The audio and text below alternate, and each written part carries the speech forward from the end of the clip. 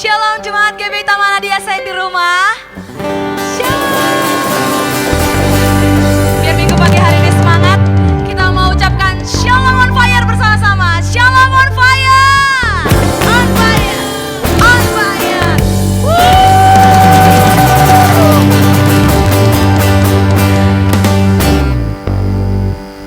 Puji Tuhan, kita berada di tempat ini. Masih dalam video online minggu pagi hari ini, kita percaya semua karena kasih karunia Tuhan dalam hidup kita, amin. Bukan karena kebetulan kita selalu juga rutinitas kita setiap minggunya kita beribadah, tapi karena ada kerinduan dalam hati kita, ada kerinduan dalam hidup kita yang ingin dijamah Tuhan, yang ingin Tuhan hampiri di pagi hari ini. Saudara yang di rumah, Jemaat GBI Taman Hadiah yang bersuka cita, boleh angkat tanganmu. Kita mau sama-sama naikkan ucapan syukur kita, katakan terima kasih buat Tuhan kita yang baik. Katakan terima kasih karena Dia terlalu baik dalam hidup kita.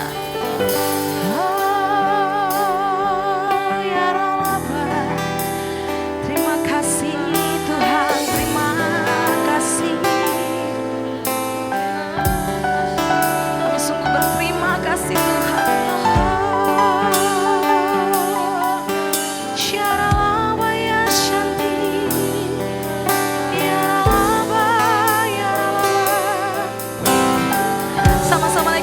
Syukurmu, katakan terima kasih. Terima kasih Tuhan. Kami bersyukur Bapa. Selamanya Kau baik dan selalu baik Thank you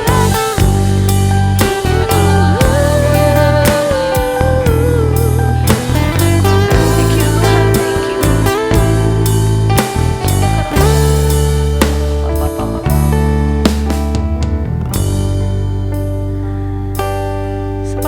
Mengatakan di Mazmur 91 Tuhan ayatnya yang ketiga, Kau mengatakan sungguh Dialah yang akan melepaskan kau dari jerat penangkap burung, dari penyakit sampar yang busuk, dan di kepaknya Ia akan menudungi engkau, di bawah sayapnya engkau akan berlindung. Kesetiaannya ialah perisai dan pagar tembok. Kami bersyukur Tuhan, menyatakan Kau baik, selamanya Kau baik dalam hidup kami. Tiada Allah seperti-Mu yang selalu terima kami kembali Tuhan. Walau kami dalam keadaan sakit penyakit kami, apapun yang kami hadapi, Kau selalu, tangan-Mu selalu terbuka buat kami. Dan Kau selalu menyembuhkan kami, memberikan kami berkat yang berkelimpahan Tuhan. Dan memberikan kami panjang umur, kesehatan Tuhan, terima kasih. Bersyukur Tuhan apapun yang boleh terjadi dalam hidup kami, karena kami tahu hidup kami adalah kasih karunia-Mu Tuhan. Bukan karena kehebatan kami sendiri, bukan karena kekuatan kami, tapi semua karena nama Tuhan yang layak tinggikan kami.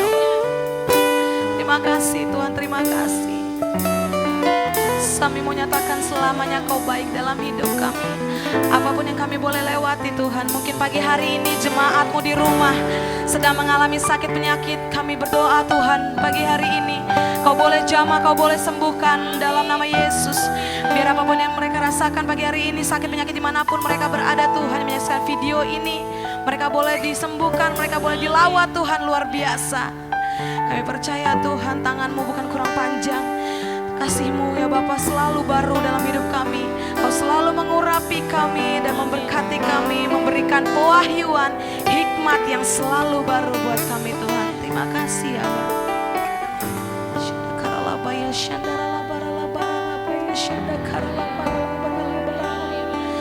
Oh ya Ralabaya Shandi Karalaba. Kami mau naikkan pujian ini Tuhan dari hati kami Tuhan. Biar pada saat kami diuji, kami siap apapun itu Tuhan Yesus. Dan kami mau hanya memandang wajah-Mu pada saat ujian itu datang Tuhan.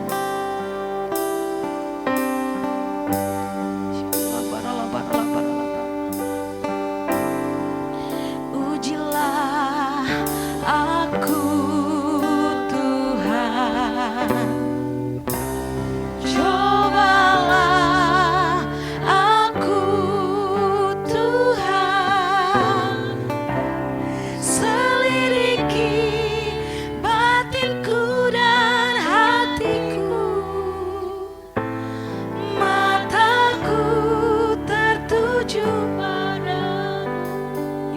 hati kami dan ini kerinduan kami. Aku cinta padamu Tuhan, ya aku cinta.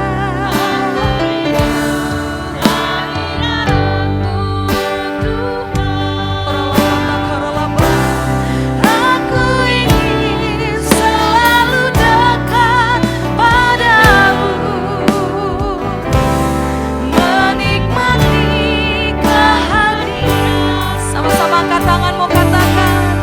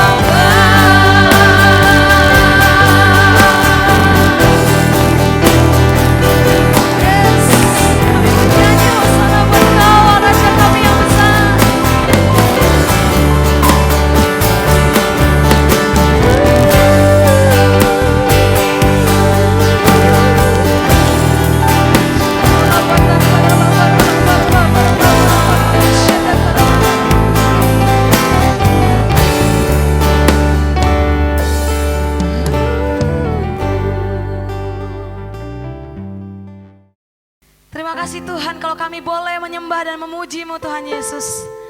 Dan sebentar lagi kami mau bersuka cita bersorak-sorai oleh karena nama-Mu Tuhan dalam hidup kami. Engkau yang terlalu baik dan sangat baik dalam hidup kami. Dan kami akan bersuka cita oleh karena nama-Mu. Saudara dari rumah yang bersuka cita boleh sampai lambaikan tangannya, sorakan. Sorakan haleluya. Yes. Kita mau Allah sanggup. Yes.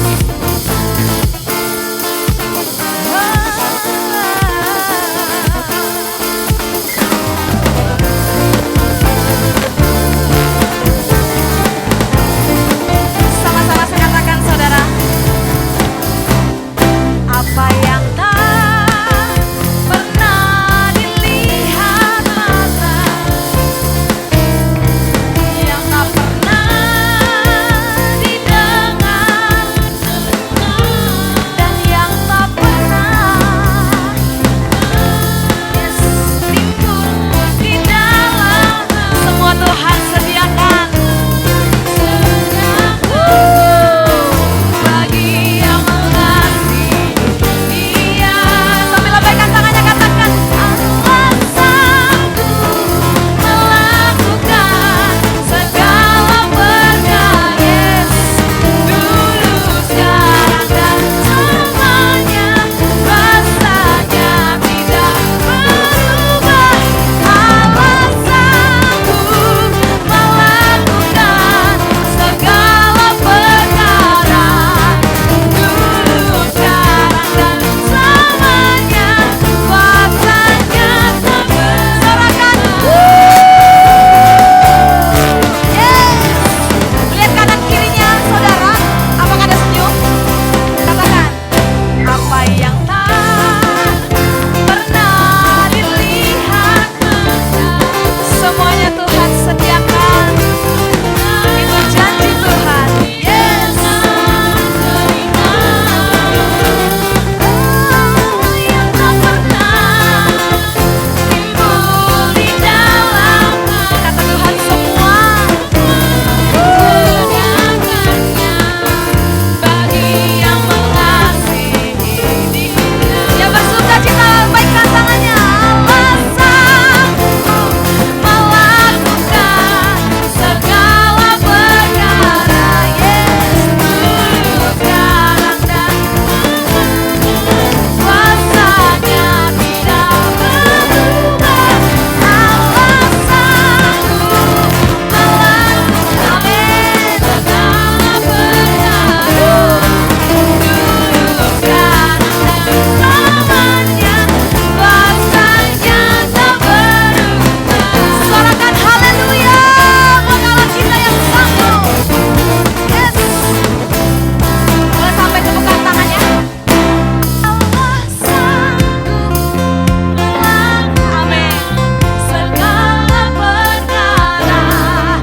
Dulu, sekarang dan semenjak dahulu sampai sekarang. Setiap musim apapun yang hidup kita alami, Tuhan Allah kita sanggup, amin.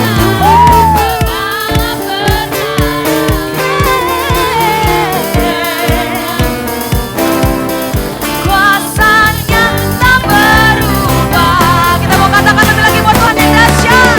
Allah sanggup melakukan segala perkara.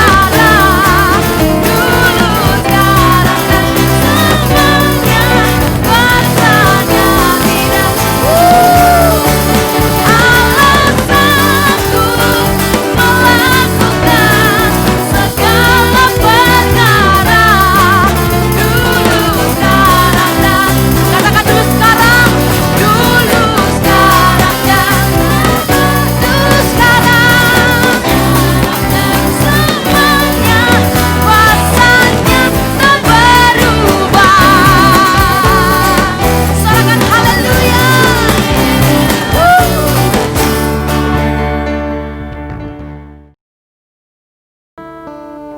Bila kau izinkan sesuatu terjadi, Tuhan, ku percaya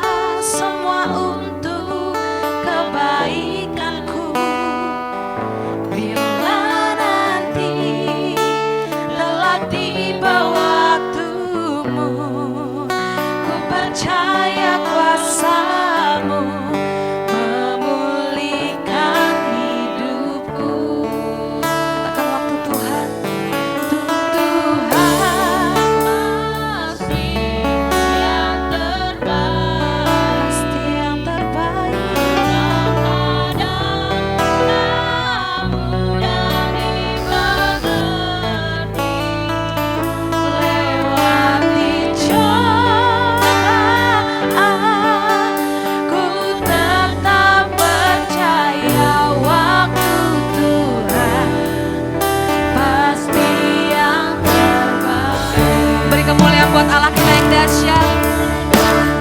Semua boleh terjadi oleh karena waktu Tuhan dalam hidup kita. Jika sesuatu terjadi,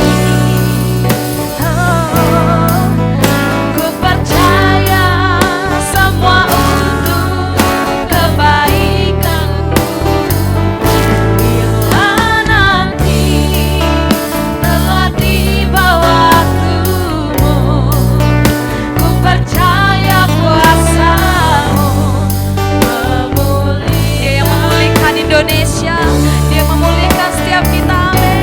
Waktu Tuhan pasti yang terbaik. Ya Tuhan, kadang mudah dimengerti. Yes, Tuhan, ku tetap percaya waktu Tuhan pasti yang terbaik. Biar saudara sendiri di rumah yang katakan lagu ini dari awal. Bila kau tadi,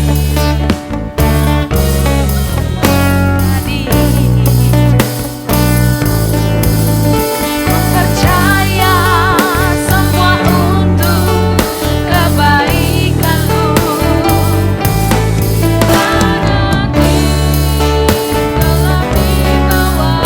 Kami terlalu percaya dan sangat percaya Tuhan. Sama-sama angkat tangan saudara di rumah, katakan waktu Tuhan pasti yang terbaik. Ya, mudah dimengerti. Lewati cobaan, ku tetap percaya waktu Tuhan pasti yang terbaik. Kita mau katakan lebih lagi buat Tuhan kita yang baik. Waktu Tuhan pasti yang terbaik. Walau kadang mudah dimengerti.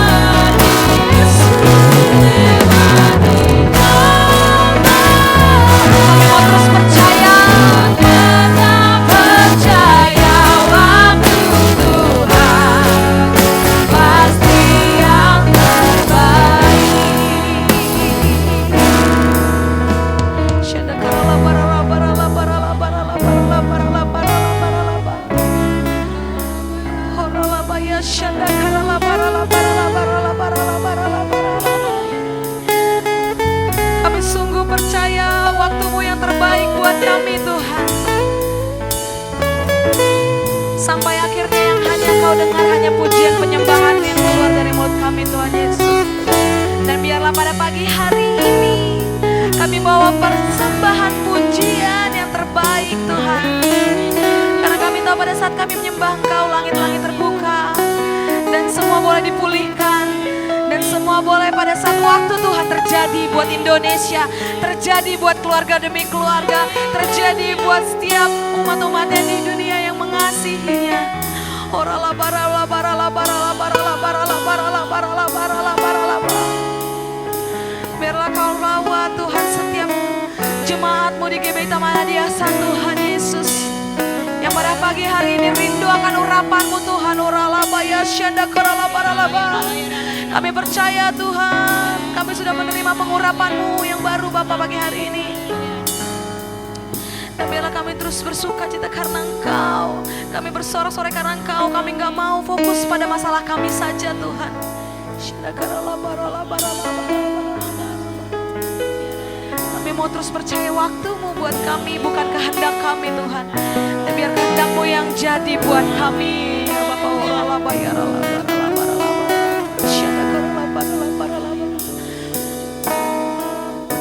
waktu Tuhan pasti yang terbaik. Walau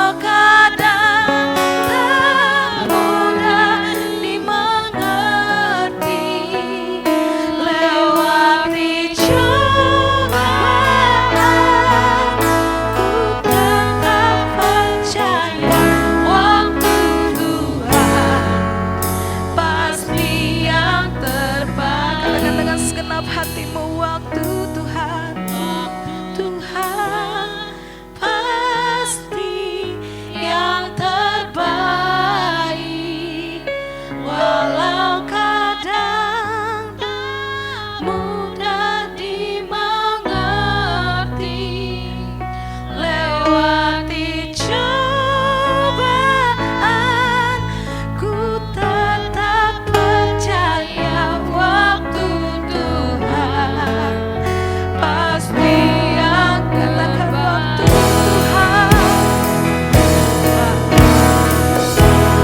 Pasti yang terbaik. Walau kadang tak mudah dimengerti, lewati cobaan ku tetap percaya waktu Tuhan pasti yang terbaik. Cobaan, ku tetap percaya waktu Tuhan pasti yang terbaik. Yang melewati cobaan, ku tetap percaya waktu Tuhan pasti yang terbaik.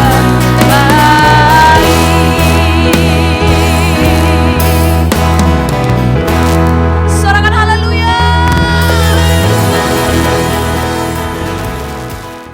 Shalom Bapak Ibu, Saudara-saudara yang terkasih dalam Yesus Kristus Tuhan, Jemaat GBI Taman Adiasa yang saya kasihi. Selamat hari Minggu, selamat bertemu kembali, selamat beribadah. Nah Bapak Ibu sekalian, pagi hari ini saya akan berbicara tentang satu hal yang tema yang luar biasa, yaitu berkat di balik masalah. Oleh karena itu kita akan baca firman Tuhan yang terambil dari Efesus 5 ayat yang ke-20 yang merupakan ayat yang sangat populer.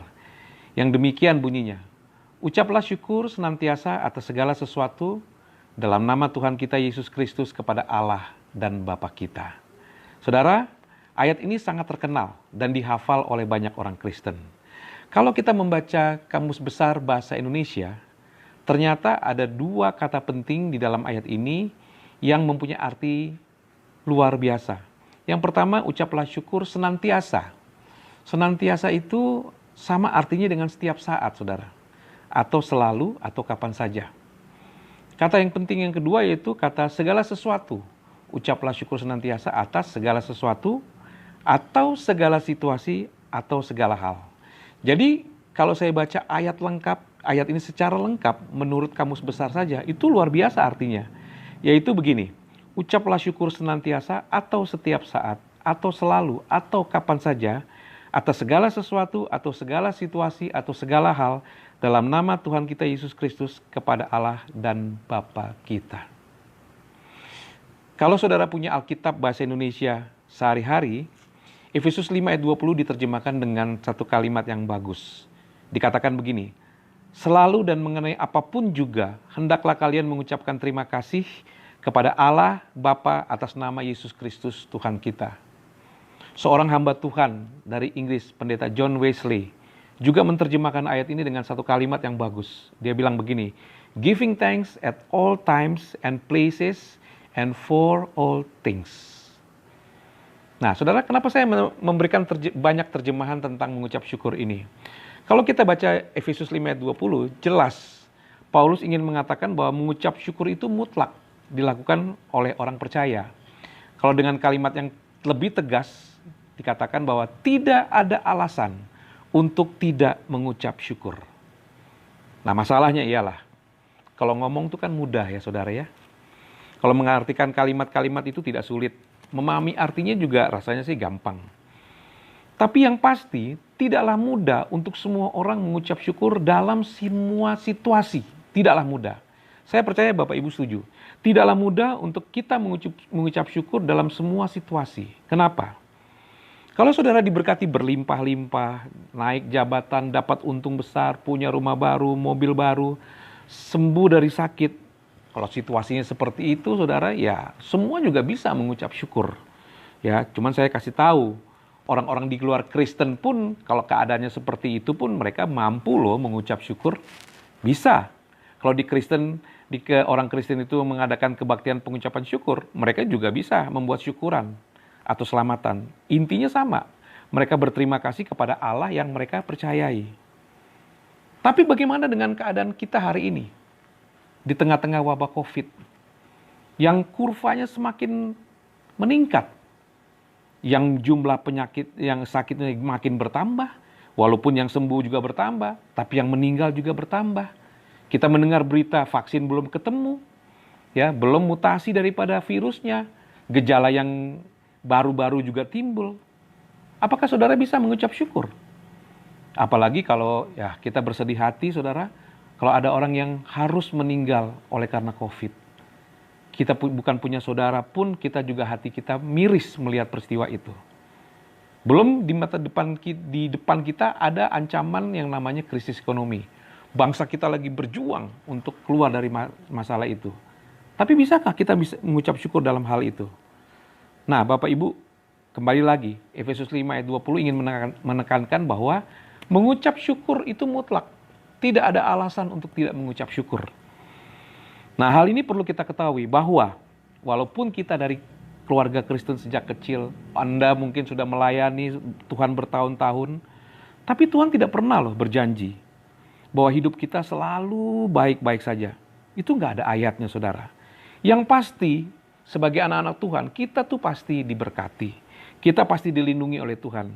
Tapi seringkali Tuhan mengizinkan suatu peristiwa itu terjadi dalam hidup kita untuk supaya kita lebih percaya Tuhan, iman kita lebih terbangun, dan kita harus mengandalkan Tuhan.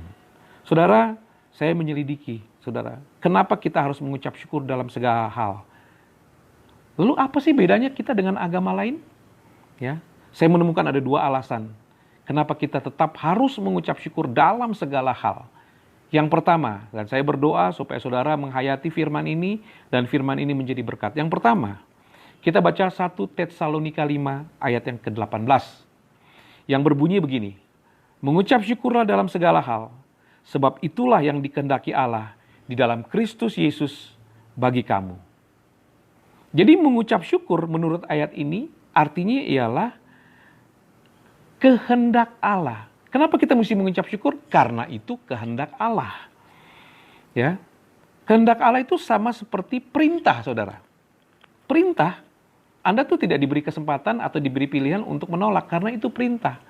Yang memerintah juga Tuhan. Kalau bos di kantor memberikan perintah, ada yang berani melawan? Kalau orang tua memberikan perintah kepada anak, ada anak yang berani melawan? Bisa. Baik pegawai maupun anak, tapi pasti ada sanksinya.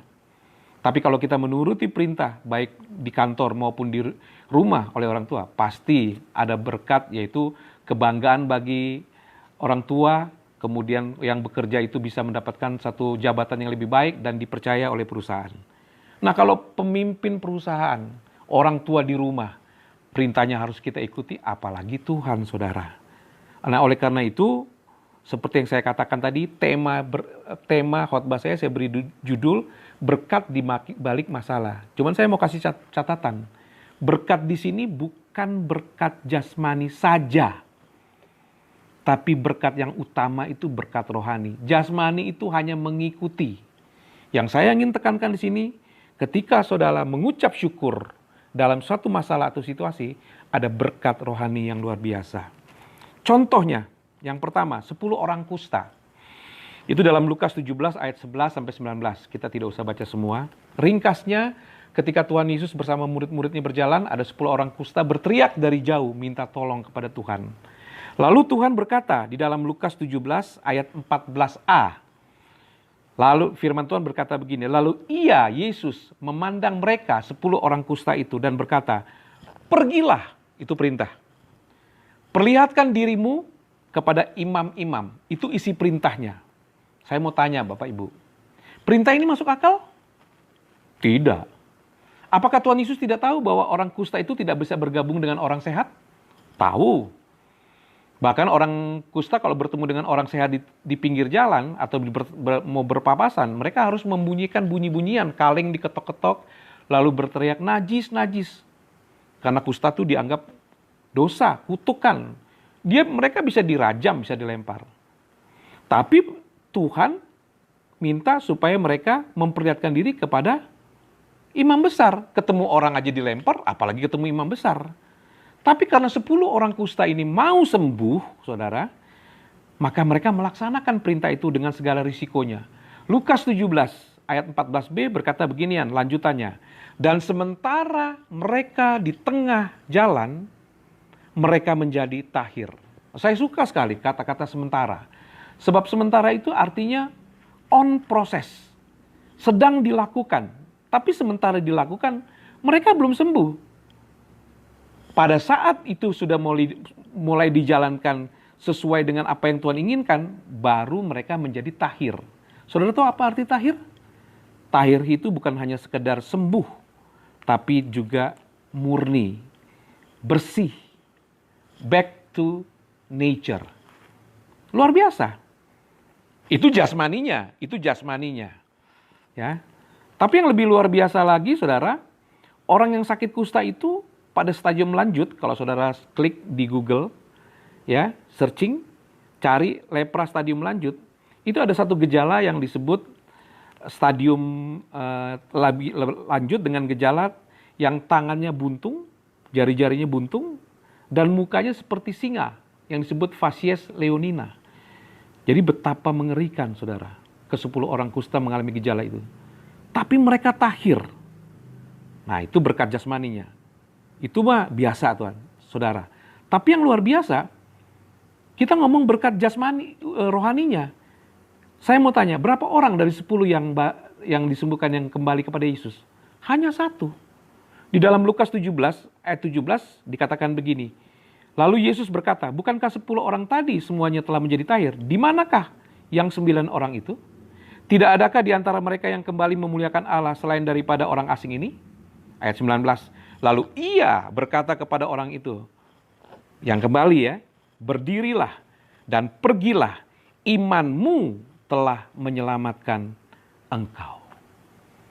Jadi orang ini sudah sembuh, tapi berkat rohaninya yang luar biasa, imannya dia menyelamatkan dirinya. Nah, contoh kedua, ketika Petrus berjalan di atas air, orang itu selalu melihat ketika Yesus menyuruh Petrus jalan di atas air, waktu Petrus berkata, itu hantu. Tuhan berkata, bukan, ini aku. Lalu Petrus bertanya, kalau itu engkau suruh aku berjalan di atas air. Itu juga sebetulnya permintaan yang konyol, saudara. Masa Petrus minta supaya kalau itu engkau, suruh aku berjalan di atas air. Itu kan ngetes. Kenapa Petrus berkata gitu? Karena Petrus tahu bahwa Yesus itu si pembuat mujizat. Dia gurunya. Dia minta permintaan yang tidak mungkin. Adakah orang yang bisa berjalan di atas air? Tidak. Nah, karena diminta oleh Petrus, makanya Tuhan Yesus berkata, oke, datanglah. Dan kita lihat cerita itu. Petrus keluar dari perahu dan betul dia berjalan di atas air. Kenapa? Karena dia melakukan kehendak Tuhan. Dan itu adalah mujizat, tapi mujizat jasmani. Ayat berikutnya berkata, ketika dirasakan tiupan angin, dia mulai bimbang dan jatuh.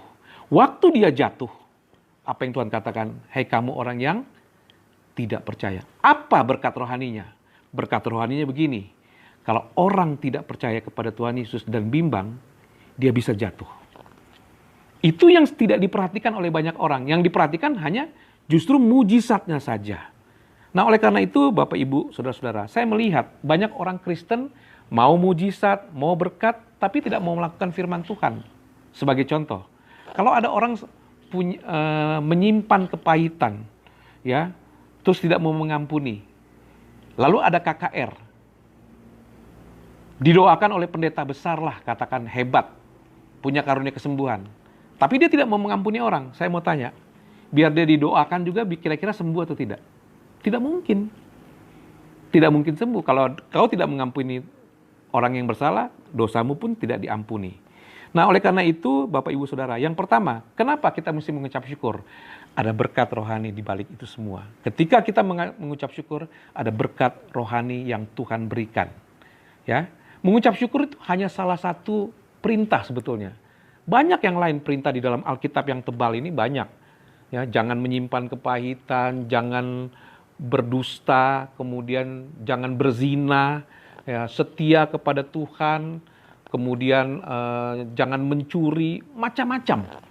Ketika kita melakukan apa yang Tuhan inginkan, pasti ada berkat rohani yang utama. Dan saya selalu menekankan berkat rohaninya, bukan berkat jasmaninya. Itu yang pertama. Dan yang kedua, kenapa kita harus mengucap syukur? Yang kedua, Matius 28 ayat 19 sampai dengan ayat 20. Firman Tuhan berkata begini. Karena itu pergilah, jadikanlah semua bangsa muridku dan baptislah mereka dalam nama Bapa dan Anak dan Roh Kudus. Ayat 20, dan ajarlah mereka melakukan segala sesuatu yang telah kuperintahkan kepadamu. Dan ketahuilah, aku menyertai kamu senantiasa sampai kepada akhir zaman. Kalau yang pertama, orang mengucap syukur atau melakukan perintah Tuhan, ya, itu ada berkat jasmani plus rohani yang utama. Yang kedua, kenapa kita mesti mengucap syukur? Karena Tuhan sudah berjanji menyertai kita. Ya. Saudara, kalau orang pergi ke satu tempat, biar jaraknya dekat pun, kalau Tuhan tidak menyertai, dia ada dalam bahaya. Kita sering tidak menyadari bahwa Tuhan selalu menyertai kita, menjagai kita. Nama lain Tuhan Yesus di dalam Matius 1 ayat 23 itu disebut Immanuel. Immanuel itu artinya Allah beserta kita, God with us. Bayangkan, Allah beserta kita, ya. Bukan Tuhan Yesus saja beserta kita, bahkan Roh Kudus pun juga menyertai kita. Dia menyertai kita selama-lamanya, saudara. Jadi kenapa kita harus mengucap syukur? Sebab dalam segala keadaan Allah tidak pernah meninggalkan kita. Di depan kita nih ada COVID hari ini. Di depan kita ada ancaman krisis ekonomi. Mungkin juga ada ancaman perang nuklir. Tapi saudara punya Allah yang menyertai. Saudara, saya sering merenungkan. Saya berusia 58 tahun, saudara. Jadi 58 tahun itu saya coba, ya, kalau dalam 1 tahun itu 365 hari, ya, kalau saya jadikan detik, berarti umur saya dalam detik itu adalah 31.536.000. Ya. Ya, dalam 1 tahun. Nah, kalau 1 tahun 31.536.000 detik umur saya, berarti dalam 58 tahun umur saya itu sudah 1.829.088.000 detik. Saya mau tanya sama saudara.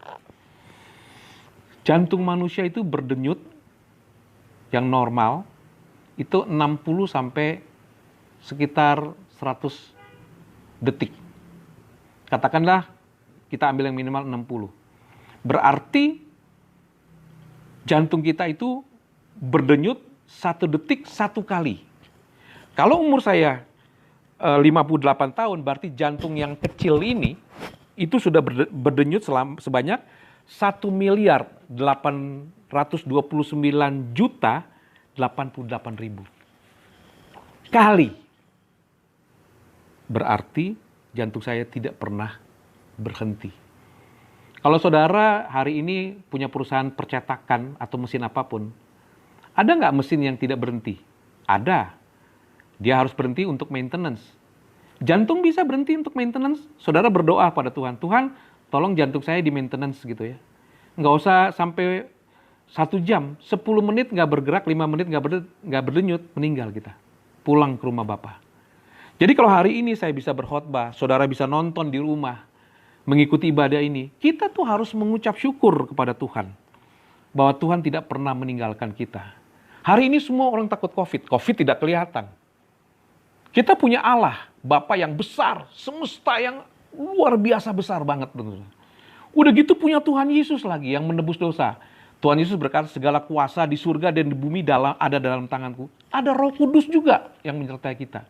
Tapi kita lebih takut COVID, saudara. Kalau ketakutan itu mengintimidasi kita sampai berlebihan, maka kita sudah mulai menggeser Tuhan dalam kehidupan kita. Kita bisa takut, tapi kita tidak boleh hidup dalam ketakutan. Kalau saudara dan saya hidup benar, menjaga bagian saudara, menjaga kesehatan, protokol kesehatan, toh kena penyakit juga, ya sudah. Berarti itu atas izin Tuhan. Saya mau tanya, ada nggak sesuatu yang terjadi tanpa di luar kendali Tuhan? Nggak ada. Pasti ada rencana Tuhan yang indah. Dan yang penting saudara, dalam masa-masa seperti ini, saudara dan saya harus hidup benar, hidup kudus, perbaiki kelakuan kita, intim dengan Tuhan, terus mencari Tuhan, lalu berusaha melakukan kehendak-Nya. Saudara kalau bisa nonton TV seperti ini, itu masih mengucap syukur. Saya pernah ke rumah sakit Cikini ketika check up, kemudian ada seorang ibu di kursi roda ditemani oleh anaknya, dan kebetulan saya minum aquanya itu botolnya dingin, jadi embunnya kelihatan. Saya langsung minum tanpa saya menawarkan kepada ibu ini. Ibu itu melihat muka saya begini, saya jadi nggak enak saudara. Akhirnya saya bilang, "Bu, mau minum?" Tahu nggak dia bilang gini, "Enggak, saya nggak mau minum." Oh, terus saya pikir kenapa ya dia ngelihat. Terus dia bilang begini, satu kalimat, "Saya senang ngelihat anak minum seperti gini." Emang kenapa ibu nggak mau minum? Saya nggak bisa minum. Karena kalau saya minum air sedikit saja, paru-paru saya tenggelam. Jadi jantungnya itu dipakai semacam kayak mesin yang harus untuk di-charge istilahnya. Ya, setiap 5 tahun. Saudara dan saya dalam keadaan baik hari ini? Baik. Kita harus mengucap syukur. Mengucap syukur saudara. Sebab uang, harta benda itu tidak bisa menolong kita. Apalagi kalau kita sudah di ICU. Apalagi kalau saudara sudah di atas pesawat terbang yang pesawat terbangnya sudah mengalami turbulence. Nggak bisa teriak siapa-siapa minta tolong. Kecuali Tuhan. Dan yang menyertai kita pasti Tuhan. Bahkan saya mau katakan, yang menyertai kita sampai di lubang kubur pun tetap Tuhan. Kalau saudara punya istri, punya anak yang mencintai. Kalau kita meninggal dunia, mereka mau ikut masuk ke dalam kuburan? Tidak mau. Kalau nangis iya. Tapi yang menyertai kita sampai pengadilan tahta Allah, itu tetap Tuhan Roh Kudus. Nah, oleh karena itu Bapak Ibu yang saya kasihi, Daud itu merupakan contoh yang luar biasa. Dia tidak punya kapasitas, dia mungkin tidak diandalkan. Tapi kenapa Daud begitu berani dengan Goliat? Ya, bayangkan saudara, bisa berani dengan Goliat, tidak dianggap dia. Kenapa? Karena Daud tahu bahwa Tuhan menyertai dia. Dari mana dia tahu Tuhan menyertai dia? Karena sebelum ketemu dengan Goliat, dia itu adalah menggembalakan kambing domba. Dan kalau ada dombanya yang direbut oleh beruang atau singa, dia uber itu beruang. Itu singa dia uber, dia keluarin dari mulutnya, dia robek, dia bunuh. Saudara kalau ke taman safari, saya mau tanya, kalau lewat yang ada kumpulan jerapah, kambing buka kaca kan? Tapi kalau saudara lewat kumpulan singa, harimau, berani buka kaca? Itu bisa-bisa harimaunya masuk, saudara yang keluar. Kalau hari ini kita beribadah di gereja misalnya, terus ada harimau masuk dalam gereja, gedung gereja, itu biar rohani pun semua lari saudara. Tapi Daud tidak, karena Daud punya pengalaman yang luar biasa dengan Tuhan. Oleh karena itu, kita tidak tahu apa yang akan terjadi di hari ke depan. Tapi yang pertama, Tuhan pegang kendali. Yang kedua, lakukan firman Tuhan. Karena ketika kita melakukan firman Tuhan, Tuhan disenangkan dan tidak mungkin Tuhan meninggalkan kita. Ada berkat rohani yang saudara timba ketika saudara taat kepada firman Tuhan. Dan yang ketiga, ketahuilah Tuhan menyertai kita. Tuhan tidak akan meninggalkan kita. Biarlah firman ini menjadi berkat Bapak Ibu Saudara sekalian, memasuki masa ke depan yang kita tahu menurut Alkitab tidak semakin baik, tapi keadaan kita baik atau tidak tergantung saudara, hubungan saudara dan saya dengan Tuhan. Diberkatilah Bapak Ibu Saudara yang menyaksikan dan mendengarkan firman ini. Haleluya. Amin.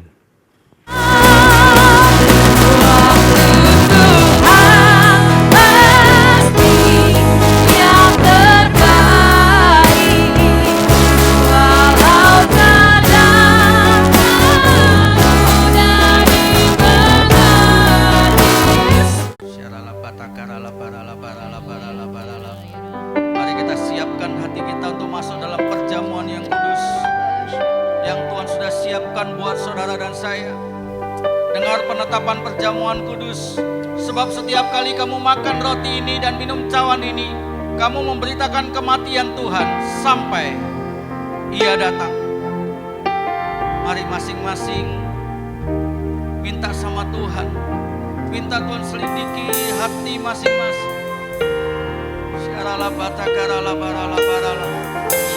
Tuhan Yesus, kami mau makan dan minum roti dan anggur yang melambangkan tubuh dan darah Kristus bersama-sama dengan Tuhan melalui perjamuan kudus Minggu pagi ini. Ampuni kami, kuasa Tuhan terjadi, yang sakit disembuhkan, yang lemah dikuat. Terima kasih Tuhan Yesus. Haleluya. Sebab apa yang telah kuteruskan kepadamu telah aku terima dari Tuhan, yaitu bahwa Tuhan Yesus pada malam waktu ia diserahkan mengambil roti, kita angkat roti di tangan kanan kita. Dan sesudah itu ia mengucap syukur atasnya, ia memecah-mecahkannya dan berkata, inilah tubuhku yang diserahkan bagi kamu. Perbuatlah ini menjadi peringatan akan aku. Kekasih-kekasih Tuhan, bukankah roti yang kita pecah-pecahkan adalah persekutuan dengan tubuh Kristus? Mari kita makan bersama-sama dalam nama Tuhan Yesus.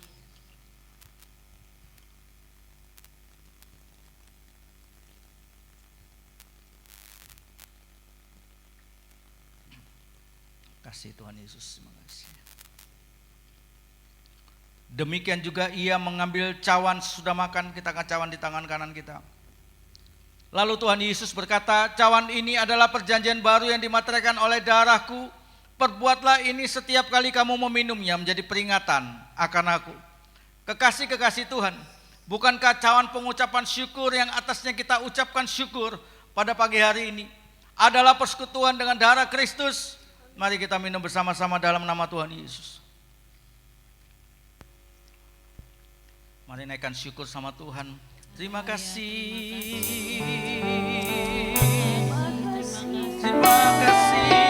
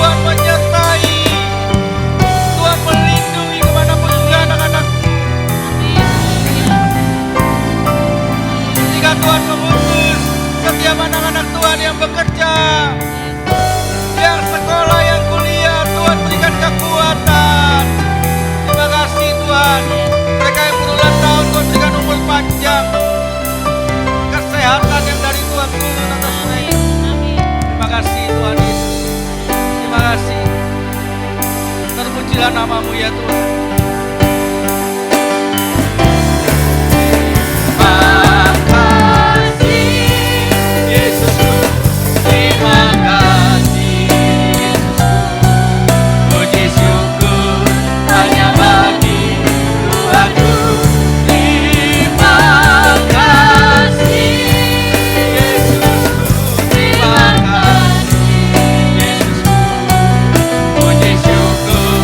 Hanya bagi